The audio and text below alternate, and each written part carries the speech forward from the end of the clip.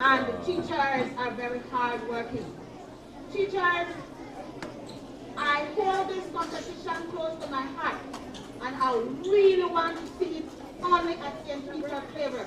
But lo and behold, it seems that it is getting bigger, and if we are not working hard enough, it will be taken away from us.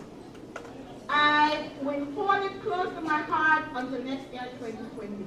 But after 2020, believe you me, it will be extended to all the other schools in the town.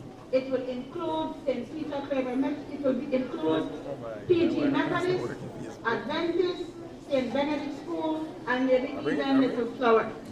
So do our best. Let's keep it up so that the winners will always come from St. Peter Claver, where it begins from. At this time, I would like to still encourage children as we read to the future. Thank you, and welcome, welcome, welcome. Come on, let us hear it for Miss Cordelia Casimiro. Peter Potter, like they were reading last night. Let us hear it for Miss Cordelia Casimiro. All right then, and our tabulator by emergency. Let's give our tabulators a nice round of applause, boys and girls.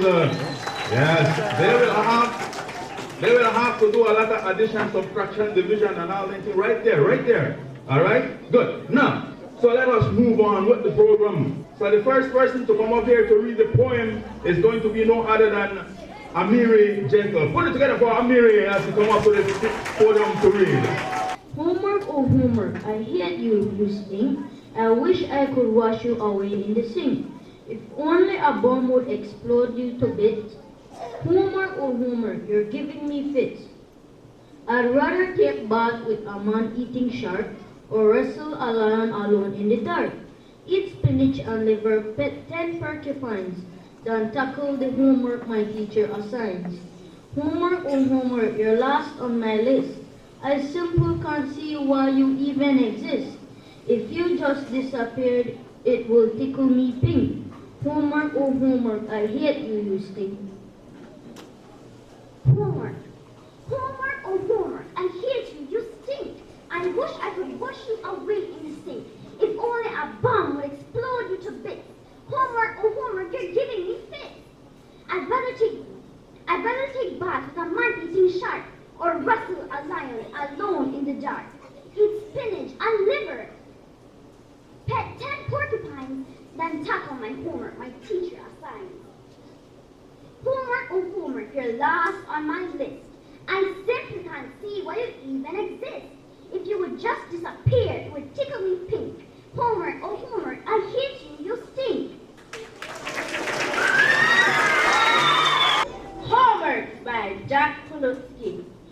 Homework, oh homework, I hate you, you stink. I wish I could wash you away in the sea.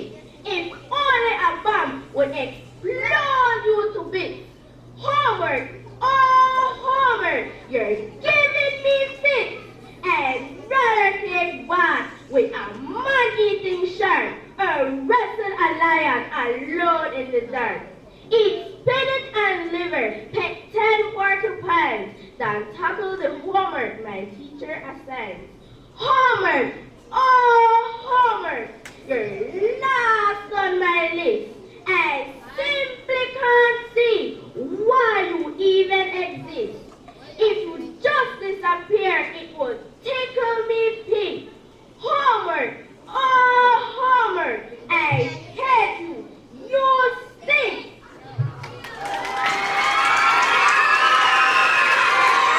Homework, oh homework, I hate you, you stink. I wish I could wash you away in the sink. If only a bomb would explode you to bits. Homework, oh homework, you're giving me fits. I'd rather take baths with a man eating shark or wrestle a lion alone in the dark. Eat spinach and liver, pet 10 porcupines, Then tackle the homework my teacher assigned. Homework! Oh, homework! You're last on my list. I simply can't see why you even exist. If you just disappeared, it would tickle me pink. Homer, oh Homer, I hate you, you stink.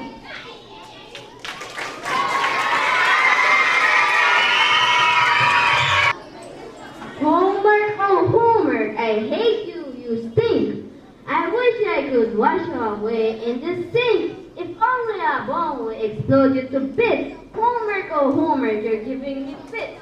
I'd rather take baths with a man-eating shark or wrestle with a lion alone in the dark.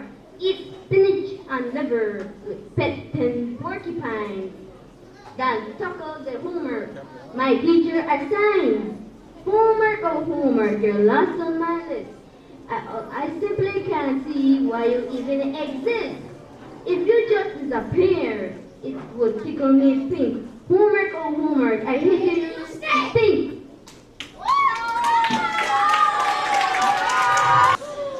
Homework by Jack Pelotsky. Homework, oh Homework, I hate you, you stink. I wish I could wash you away in the sink. If only a bomb would explode you to bits. Homework, oh Homework, you're giving me fits. I'd rather take baths with a man-eating shark or wrestle a lion alone in the dark. Eat spinach and liver, pet 10 porcupines, then tackle the homework my teacher assigns. Homework, oh homework, you're last on my list. I simply can't see why you even exist. If you just disappeared, it would tickle me pink.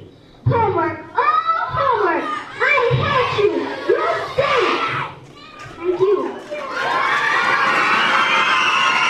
The first round has just come to an end. Thanks to Social Security Board, Toledo branch for their contribution. Thanks to Angelo's Press.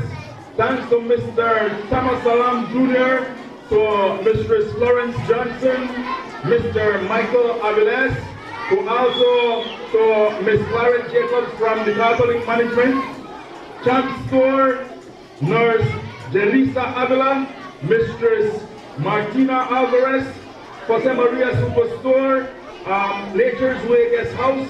We also want to thank Mr. Ray Maloney from Rotary and Mr. Rick Mallory and from Carol's Guest House, and PG Tours, and of course Mr. Robert Pennell and Henley Store, and last but not least NJB Pharmacy Stationery. Alright, this here is Miss Maria of Katsu. She's our JICA. She's our JICA volunteer. Today she's going to introduce you to a new song. Thank you.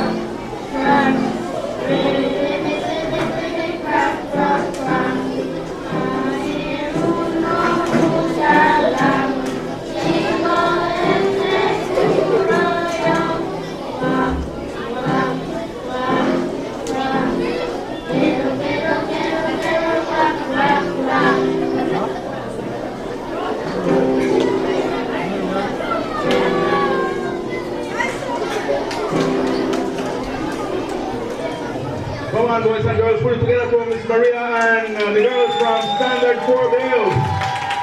They're on the go. Alrighty then, ladies and gentlemen, boys and girls, you're locked in to the #1 station every time, all the time. Alrighty then, we're moving along. And this time around, it's going to be the second part or the second round of the contest. And this time it's going to be pros and, of course, each child will have a song and will have a story to read. And we'll continue with the same order from my right, your left. That's going to be the order of things, all right? Good. King Midas, Bacchus said, because you have been so hospitable to me, ask for anything you wish, and I will grant it to you. What an idea, said Midas. Anything I wish? Indeed, anything, said Bacchus. Ah, well, said the king, chuckling. Of course, there's only one thing. I wish that everything I touch would turn to gold. Midas looked sideways at Bacchus, for he couldn't believe such a gift could really be his. My friend, you already have all the gold you could possibly want, said Bacchus, looking disappointed. Oh no, I don't, said Midas. One never has enough gold. Well, if that's what you wish for, I suppose I will have to grant it, said Bacchus. Bacchus soon took his leave. As Midas waved goodbye to him, his hand brushed an oak twig hanging from a tree, and the twig turned to gold. Midas looked around excitedly. He leaned over and picked up a stone from the ground, and the stone turned into a golden nugget. He kicked the sun, and the sun turned to golden grains. King Midas threw back his head and shouted, I am the richest man in the world! Then he rushed about his drum, touching everything, and everything turned to gold. Ears of corn in his field, apples plucked from the trees, the pillar of his mansion. Finally exhausted but overjoyed, King Midas called for his dinner.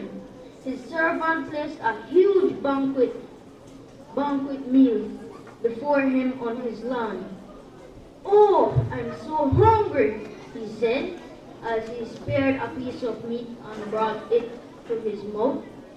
But suddenly King Midas realized his wish may not have been as wonderful as he thought. For the moment he bit down on the meat, it too turned to gold.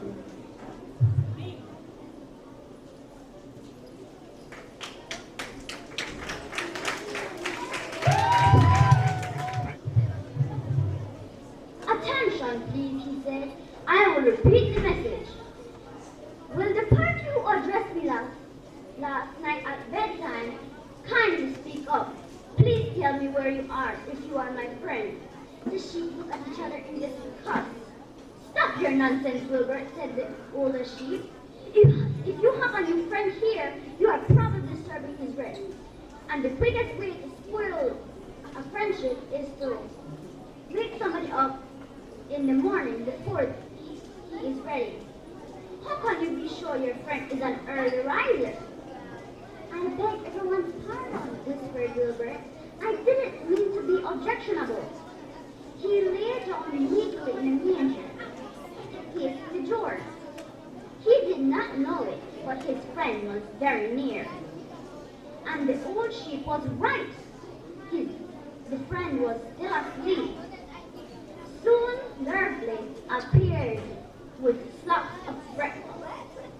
Wilbur rushed out, ate everything in a hurry, and licked the floor. The sheep moved off down the lane. The gander waddled along behind them, pulling grass.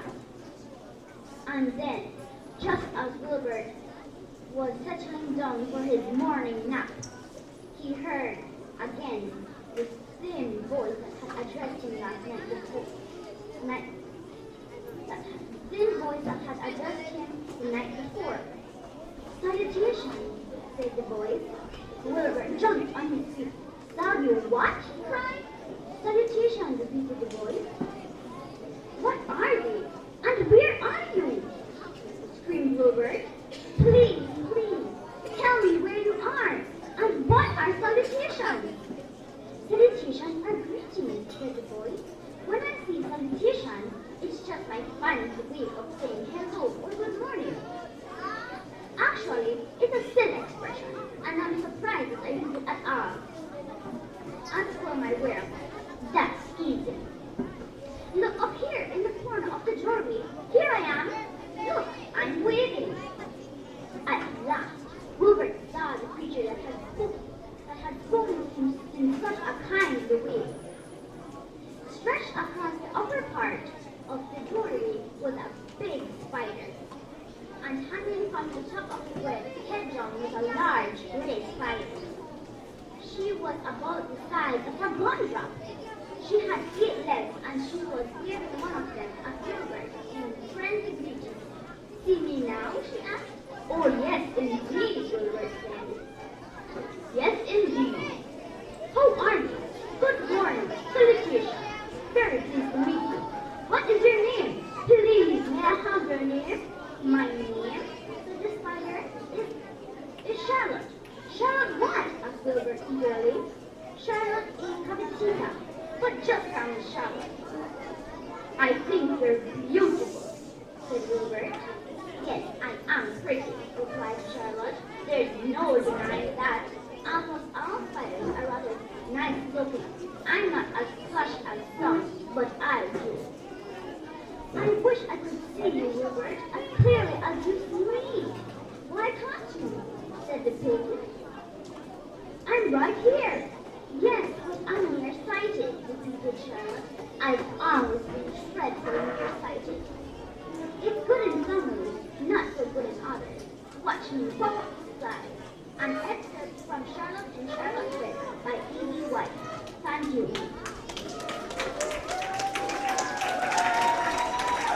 And now we'll be calling upon Markeisha Logue to come and do her part. Kindly put it together for Markeisha.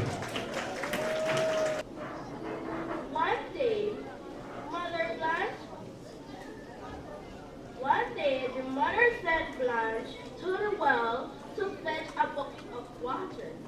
When the girl got there, she found an old woman wrapped in a raggedy black shawl, near fainting with the heat.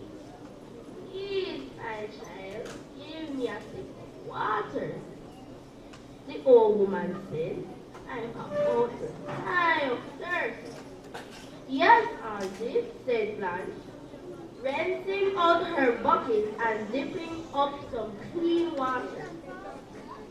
Cool, well water. Drink what you need. Thank you, child, said the old woman, when she'd taken swallow after swallow of water. You got a spirit to do right in your soul.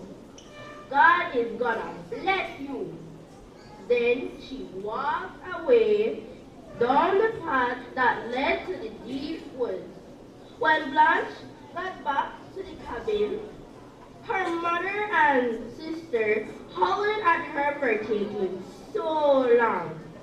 This water's so warm, it's near boiling, shouted Rose, and she dumped the bucket out on the porch. Here, your sister's near dying for a drop of cool water. Her mother screamed, and you can't even bring her that little thing. Then the two of them scolded and hit Blanche until the frightened girl ran away into the woods. She began to cry. Since she didn't have anywhere to go, and she was scared to go home, suddenly, around a bend in the path, became the old woman in the raggedy black shawl. When she saw Blanche, she asked kindly, "What made you cry, you poor child?" Mama and Sister Rose me for something that wasn't my fault, said Blanche, rubbing tears off her cheeks. Now I am afraid to go home. Hush, child, stop crying. You come on home with me. I'll give you supper and a clean bed. But you got to promise you won't laugh at anything you see. An excerpt from The Talking Eggs, a folktale from the American South retold by Robert E. Sansucci.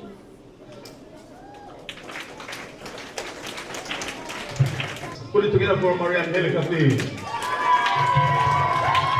Tar Baby. Where Fox was doing what he usually did, trying to catch Bear Rabbit, but he'd be damned if this time he didn't catch that pesky varmint once and for all. Bear Fox mixed up a big pot of sticky tar and pulled and patted it into the shape of a baby. Then he lolloped up the road, set the tar baby sitting in the dust and went low in the ditch. By and by, Brer Rabbit came bouncing down the road. "Good morning," he greeted the tar baby. "Nice day, ain't it?" But the tar baby didn't utter a word. "I said," shouted Brer Rabbit, just in case the tar baby hadn't cleaned his ears recently. "Good morning! Nice day, ain't it?" The tar baby just started straight ahead. "Ain't you got no manners?" Brer Rabbit asked crossly. Still, the tar baby stayed silent. By this time, Brer Rabbit was hopping from foot to foot, madder than a snake in a wasp's nest. "You'd better speak to me civil, like else," he hollered, but the tar baby simply ignored Brer Rabbit. "Well, I guess you've done gone and asked for it," Brer Rabbit shrieked. "Blip!" He thumped the tar baby straight in the mouth, as his fist was stuck fast to tar baby's face. "You let me go!" Brer Rabbit yelled. "Let me go, or I'll let you have another." Blam! Brer Rabbit struck the tar baby again, and his other fur became glued to its head. Smack! He kicked the tar baby and was left hopping around on one leg. One up! Another kick, and the tar baby was holding him off the ground. "Right, you really had it now," Brer Rabbit screamed. "Thump!" He butted the tar baby and found himself stuck eye to eye. All this time, Brer Fox had been holding on to so much laughter, he thought he was going to burst. He leaped out of his hiding place and howled. "My, oh my, Brer Rabbit, what type of mess you got yourself in this time?" An excerpt from The Wonderful Tar Baby by Uncle Remus.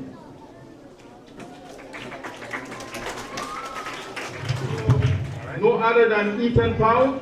Ethan Powell and his presentation. Kindly welcome him on the board, please. Thank you. Hungry Spider. "Friend Turtle," said Spider, "you must be tired after your long trip. Go down to the river and refresh yourself. I've prepared our dinner while you are gone." "How kind of said Turtle. I heard as I'm quite hungry. Turtle followed the trail to the water's edge and scrambled in it.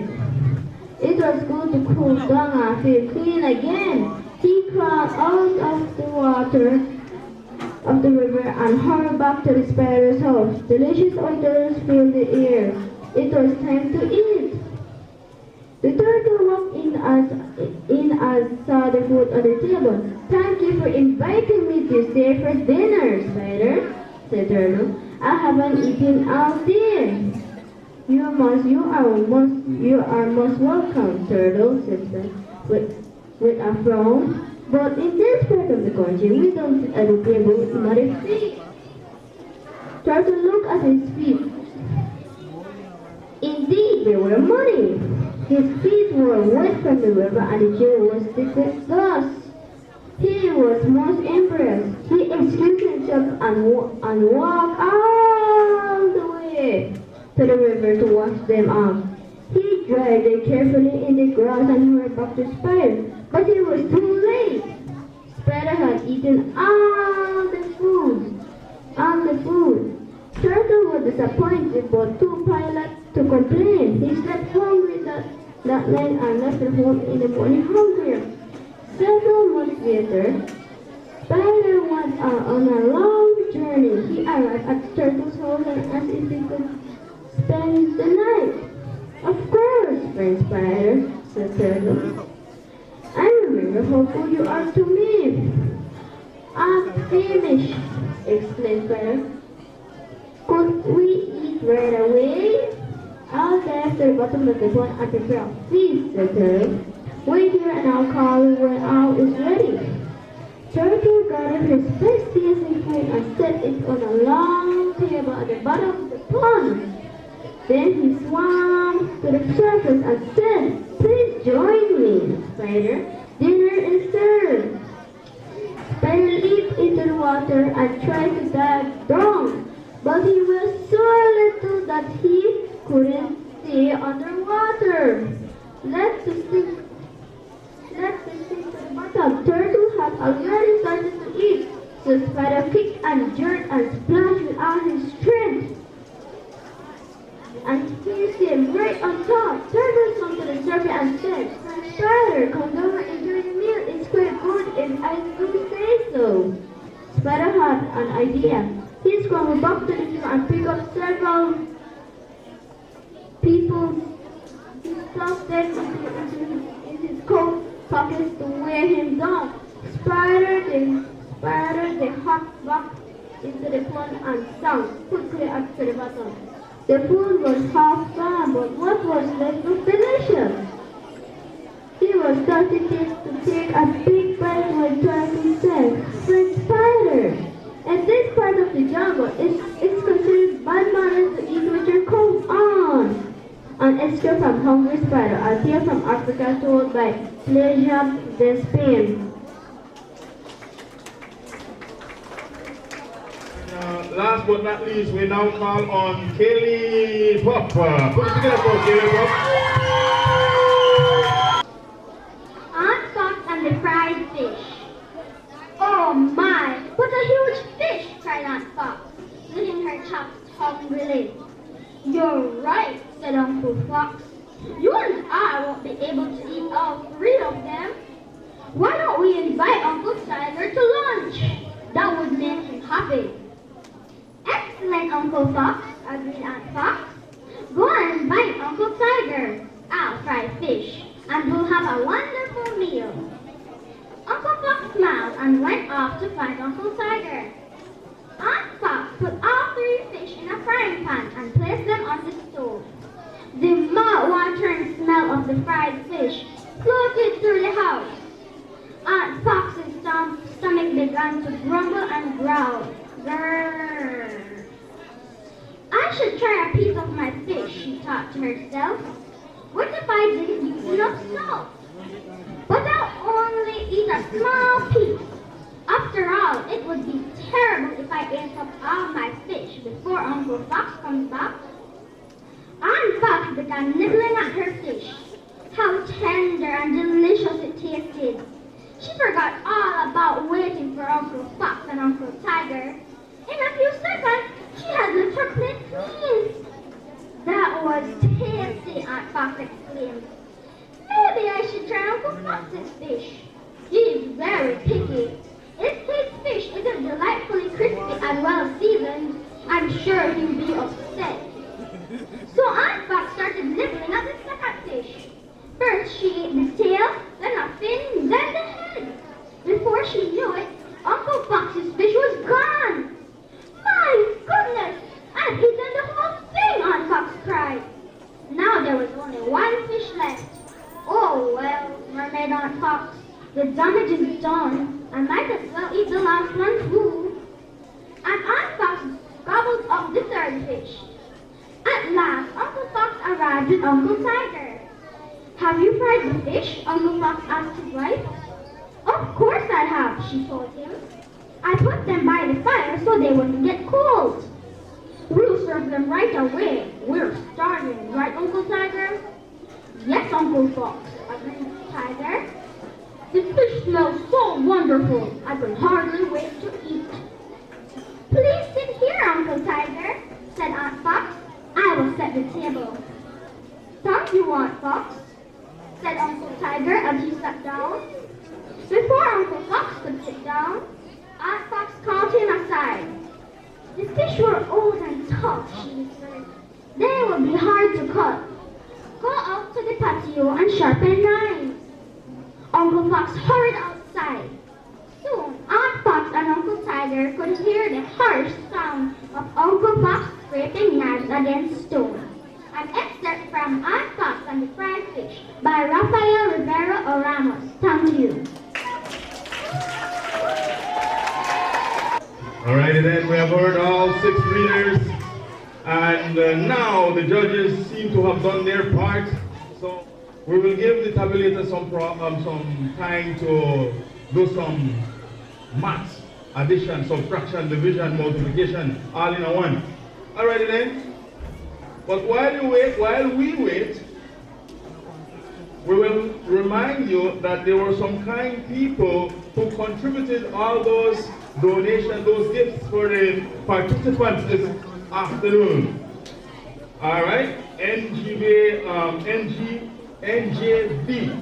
Pharmacy and Stationery, one of those people. Candy Store, Mr. Robert Pennell, PG Tours, Mr. Rick Mallory, and that's from Carol House, it says here. Oh, Coral House, not Carol. Coral House. Alright, and we have Mr. Ray Maloney from Rotary. We also have Nature Way Guest House, and Jose Maria Superstore, and Miss Martina Alvarez, Nurse Delisa Avila, Champ Store, Mistress Claret Jacobs from the Catholic Management, Mr. Michael Aviles, Mrs. Florence Johnson, Mr. Thomas Salam Jr., Angela Press, and of course, Social Security Board, Toledo Branch. Long time ago, when time was time, there was a man, his dog, and his donkey. How about the lady would be like, oh, and the man, he went to the forest to cut some wood. He, his dog, and his donkey.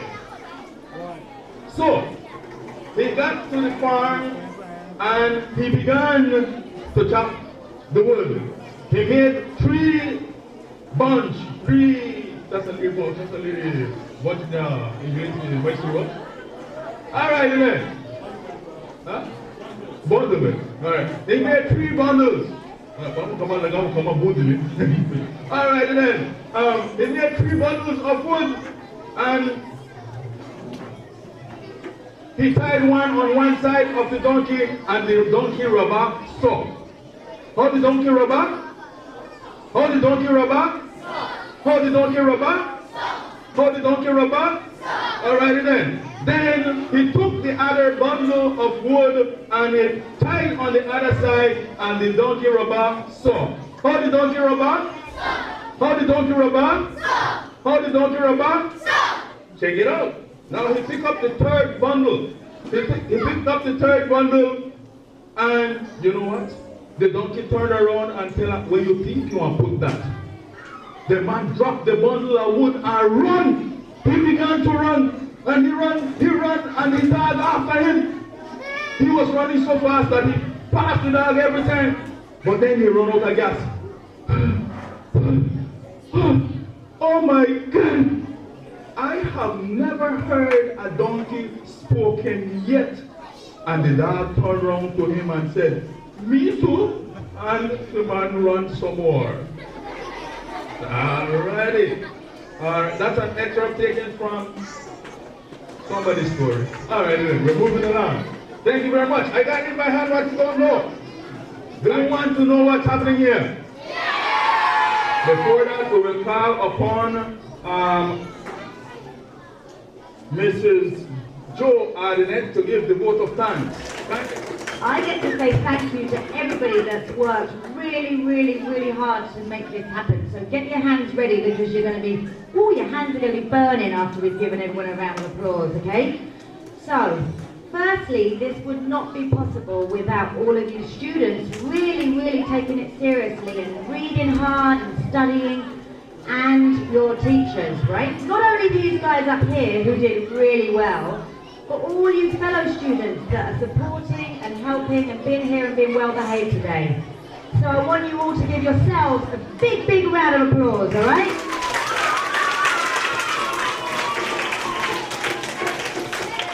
Okay. Now, we also have some very special people down here that gave up their whole afternoon to be here to help. So we want to give another big round of applause to our lovely tabulators and judges. Let's hear it. You gotta do better than that, guys. Let's hear it.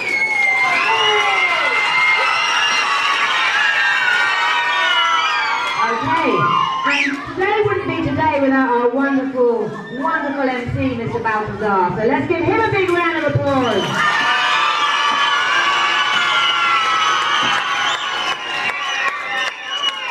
Now also, these guys are not just here so that you can hear them. They have been beamed all around the world live on Facebook this afternoon. So we have the team of BK Creative over here. We need to say a big thank you. So let's put our hands together for these guys.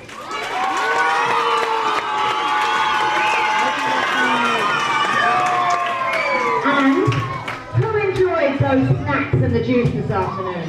Yeah, everybody. Just make sure you pick up your garbage when you leave, okay? But let's put our hands together and thank Teacher Sharon and all the wonderful helpers in the kitchen, all right?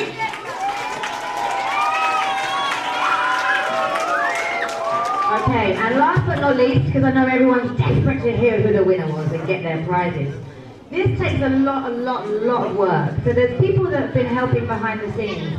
We've got Miss Lisa over here, Lisa Schmidt. We had the lovely librarians, Miss Monica and Diana, who aren't here today. But really, this is the brainchild and all the hard work of the lovely, the wonderful, stand up, Miss Teacher Casimiro. Let's hear it for Miss Casimiro. Let's hear it, guys.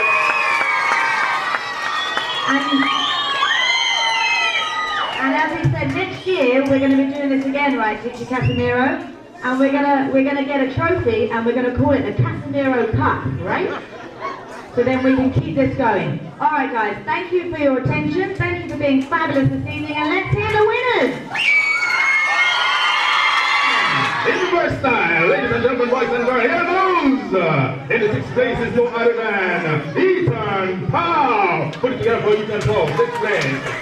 Sixth place for Ethan Powell. 5 more to go. Who will it be? I don't know. Who will it be? Who will it be?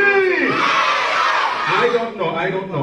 Ladies and gentlemen, in the 5th place. In the 5th place is no other than Amiri Gentle. Put it together for Amiri Gentle. In the 5th place, ladies and gentlemen, Amiri Gentle. And now, in the 4th position is no other than Jasmine Yat. In the 3rd place, ladies and gentlemen, boys and girls, this is no other than St. Peter Claver Reading Competition. And in the 3rd place, I tell you, in the 3rd place, Anybody know where that man is over here? Well, I'm Mr. Oda. In the third place is no other than Marian Helico Juarez. Marian Helico Juarez. Hold the donkey rubber. Hold the donkey rubber. Hold the donkey rubber. Oh, homework, oh, homework. Viral. I know.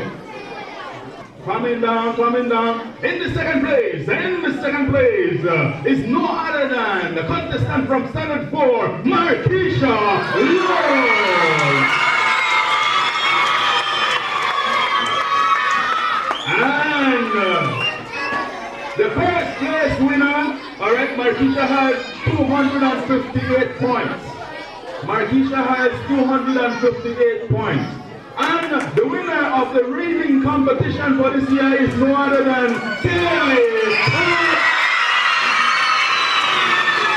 Sum up a total of 265 points. Alrighty then, ladies and gentlemen, boys and girls, that's how this one comes to a close. Thank you, parents, for coming and supporting.